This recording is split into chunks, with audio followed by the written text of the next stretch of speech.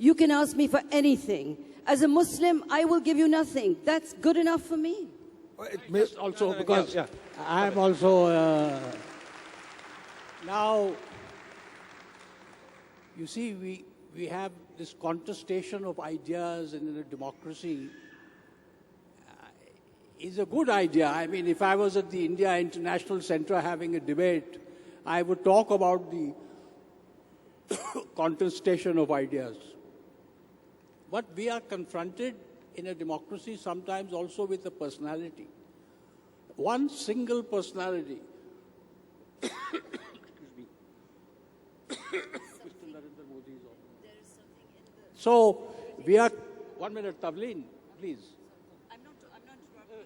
He's wondering if something causing Yeah. I wouldn't dream of interrupting you even if you were coughing. I am saying that a personality can dominate a political scenario. And 2014, whether we like it or not, is dominated by the personality of Mr. Narendra Modi. If Sushma Swaraj was the prime ministerial candidate or Arun Jaitley was the prime ministerial candidate, we would not be talking like this. We are talking like this simply because there is a person called Narendra Modi who has a record, as Pawan points out, since 2002. But you can be pretty sure Mr. Narendra Modi boasts that ever since the BJP came to power, there were no communal riots in Gujarat. So I don't think we need to fear that if Mr. Modi comes to power, that India will be in a communal holocaust. In fact, I think there will be communal peace because they won't allow communal riots to break. But we have to understand what Ashish Nandi called the textbook fascist that Narendra Modi's past record is, and what kind of prime minister he could be.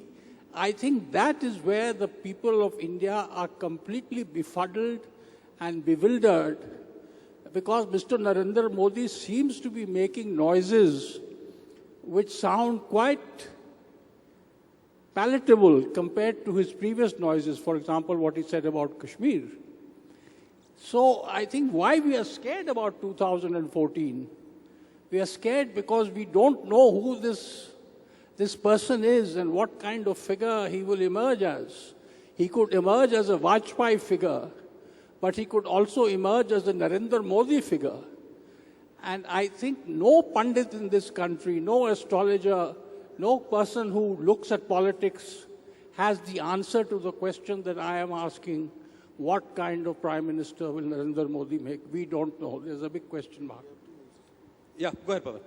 No, just to say, who can disagree with the proposition that Indians first? We are all Indians. But Tavleen, I don't want this to be an acrimonious discussion. In the heart of Gujarat and Ahmedabad, for a man who claims governance to be one of his calling cards, is a ghetto, and you were talking about the ghettoization of Muslims. These are verifiable facts. There are about 8,000 Muslims who are the victims of the 2002 riots. They live in this ghetto next to probably India's largest collection of garbage. It's a rubbish heap the size of a mountain. Without BPL cards, without ration cards, without water, without electricity, without roads, without sanitation. Mr. Modi has not visited them once. About his claim for governance, because we all want governance. In fact, Mr. Modi is the creation of the failure of the UPA too. And that is another challenge of 2014, by the way. But about governance, 17% of Gujarat are the scheduled tribes.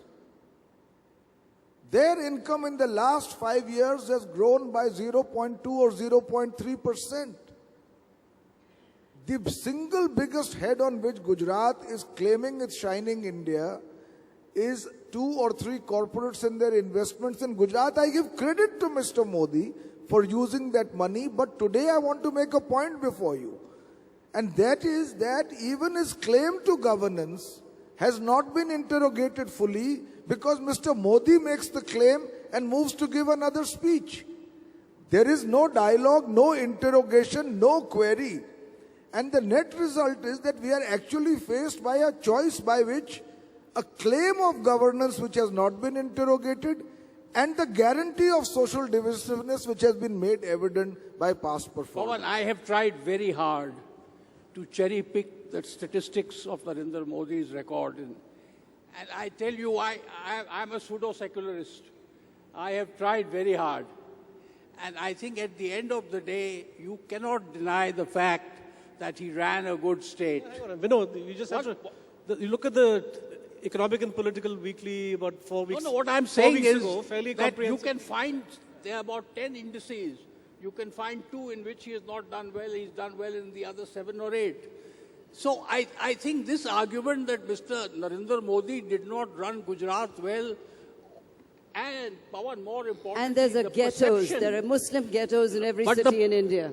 No, but can I, The 1 minute, one And other in point. Delhi, there are the widows One other of point. 1984 One other point. in a This ghetto. is like an Arnab Goswami program. yeah, I will not stand, I don't plan to stand for that.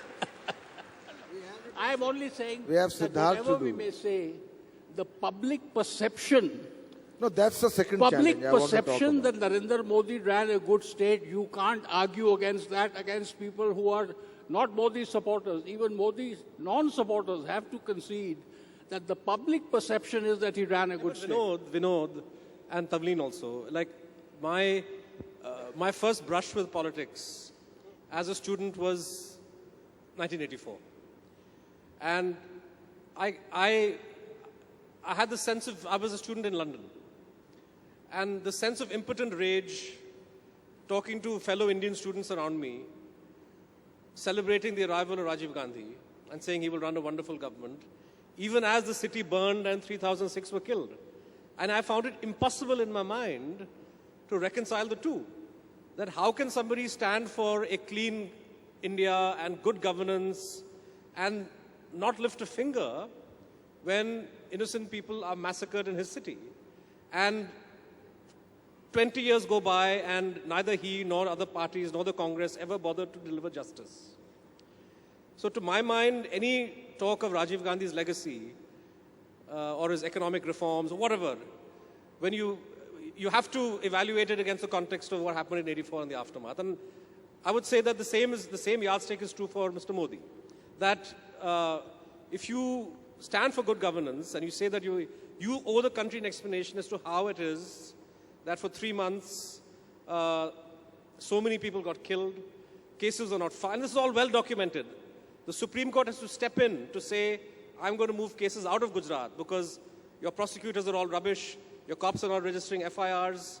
So somebody has to take responsibility for that failure. Yeah. You know, you have to accept that because justice has never been done after any incident of communal violence in India, you got 2002. Modi thought he could get away with it. He was wrong because by then you had television. So it was the first televised massacre in India.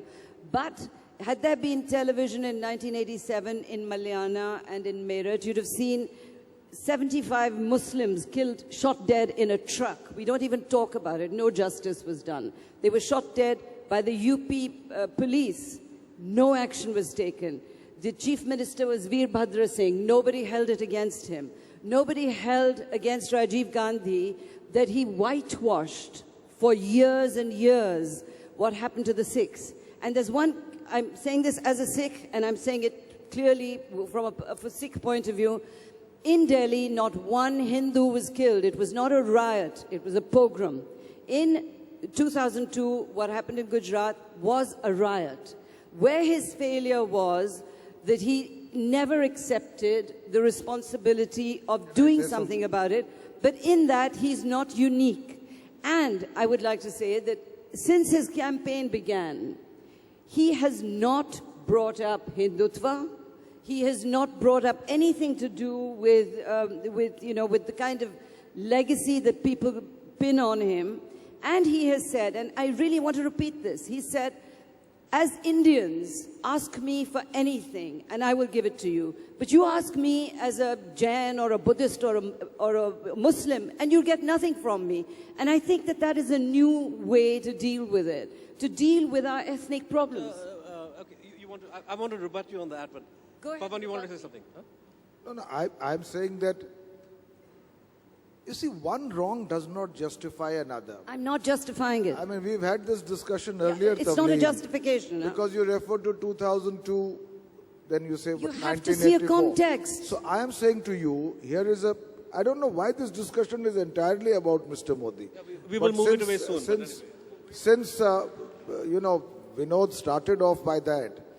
But the fact of the matter is, if you are discussing it, there is a second challenge during 2014, which is significant and which involves this audience. For the first time, in my opinion, Siddharth, the Indian middle class has achieved a critical mass where it can become a significant factor in the political arithmetic and paradigm. It is numbered today somewhere, if you take any household which has an income, a collective income of rupees 1 lakh a month, it is numbered somewhere at about 170, 180 million. And the projections are that by 2015 it will be 290 million. Now roughly 300 million people who are pan-Indian, who are educated, who watch the same television, and whose powers have been boosted by two new things. Instant connectivity via the mobile and social media and 24/7 electronic media. Now it is therefore a class which matters. Now why is this significant? Because this class is genuinely frustrated, alienated, angry, disappointed and wanting change. At this cusp, can this class also show the ability to be discriminating, to make choices carefully, to not merely be a pendulum that swings from one extreme to the other, to gloss over facts that need to be put in the sunlight, to be able to examine and make a choice between a balanced consideration of pros and cons. I believe this is important without prejudice in the case of the choice of Mr. Modi. Ladies and gentlemen, I am going to do you a very big favor. I am going to move the subject away from Narendra Modi. I think it's a very boring Pavan subject. just You're the one who brought it. You brought it up, Pavan Vinod. just did. And Don't take credit for what Pavan did. all I will say is that get ready for Narendra Modi as Prime Minister of your country. Pavan just did, Vinod Mehta. In 2014, some very interesting things are happening in India, and I think we should talk about those also. In fact, for me, Gender relations. Sir, allow the moderator. This yeah. only thing in No, Arnab show is not allowed. I wanted to keep it to elections narrowly, and it seems to me that apart from Modi, which you've highlighted, you introduced, and then we've allowed him to hog half an hour of our time. The other very new development, in many ways much more exciting, is the emergence of the Aam Aadmi Party. I don't know in Bombay how familiar you are with this party. We don't know how well they're going to do in the Delhi elections, where they have fought all the seats. Exit polls are not very reliable. Certainly the conversion from vote percentage to seat share is a bit of a risky proposition. But let's assume for a second that the Aam Aadmi Party does... No, I'll come to this. I mean, the Aam Aadmi Party is the microcosm of, or that chimera of a non-Congress, non-BJP alternative, which Pavan is a part of. He wouldn't think it's a chimera. But if Aam Aadmi Party does very well in Delhi, and I define very well by they come first or second, I think what kind of a dynamic would that generate for national politics as we go towards 2014? I think if 2014 has a silver lining, it has to be the Aam Aadmi Party. And on Sunday, I think in Delhi we are in for a big surprise. I don't know how big a surprise, but we are in for a surprise. One of the most positive developments in Indian democracy is the emergence of the Aam Aadmi Party. In 1 year, this party began from scratch This party began because Arvind Kejriwal is my friend. He began as an RTI activist. This party began from scratch. This party met all kinds of political difficulties, government harassment. That Anna Hazare split took place. But they have captured the imagination of the city of Delhi. I can't tell you the number of people I have met, and these are not people who are cleaning women and all this kind of thing. Upper middle class people who say just one thing: we've tried X, we've tried Y, it's time to give Aam Aadmi Party a chance. So the most hopeful sign of Indian democracy is the emergence, and they all told us that it takes years and years for a party to emerge. You don't have any organization, you don't have any money, you don't have any great back. But they had one thing which no other party had. They had credibility and they had public support. And in 1 year, they have shown that it is possible to create a new party. And I think we should all salute the Aam Aadmi Party and Arvind Kejriwal. Even Vinod if they Mehta don't should win, be in politics. they have shown the way. Tavleen, political do you share speech. Vinod's excitement about the Aam Aadmi Party? And if not, why not? I don't agree with any of the economic or political positions they've taken, because I think they've just rehashed what the Congress party believed in on the economic and political front. But I really hope that party survives. And the more parties like that come up, the better it is for India. Because both the Congress and the BJP have let this country down so badly that there is almost no way of accounting for the damage that has been done. A country that, in my view, should be the richest in the world is still the poorest because you've been let down by your ruling class. So if there's new people coming, all the better. Pavan, as JDU, how do you look at the Aam Aadmi Party? Friend or foe? No, my view is, as a commentator, I believe that democracy should throw up options which are not pre-decided by you in terms of two national parties or so-called national parties. To that extent, the Aam Aadmi Party represents another form of thinking. It is so small at the moment that for the 2014 elections, I don't believe it's a significant factor. For the next elections, perhaps as a result of what it achieves in Delhi, its base will expand, its reach will expand, its thought processes will have a larger following. But I can't say that it's a critical factor for 2014. For 2014, yes, there is a third force. I'm not saying it's tenable, I'm not saying it's advisable, I'm not saying it's something you should necessarily choose. But there are today strong regional leaders, with many of them having a very, very verifiable, good track record of governance, who are powerful in their own areas and who don't subscribe to either the Congress or the BJP. Pawan, wouldn't you agree that they reflect the emergence of the Aam Aadmi Party, reflects the great and deep disgust that the people of this country have for the two big traditional parties? No, without a doubt. I mean, the Aam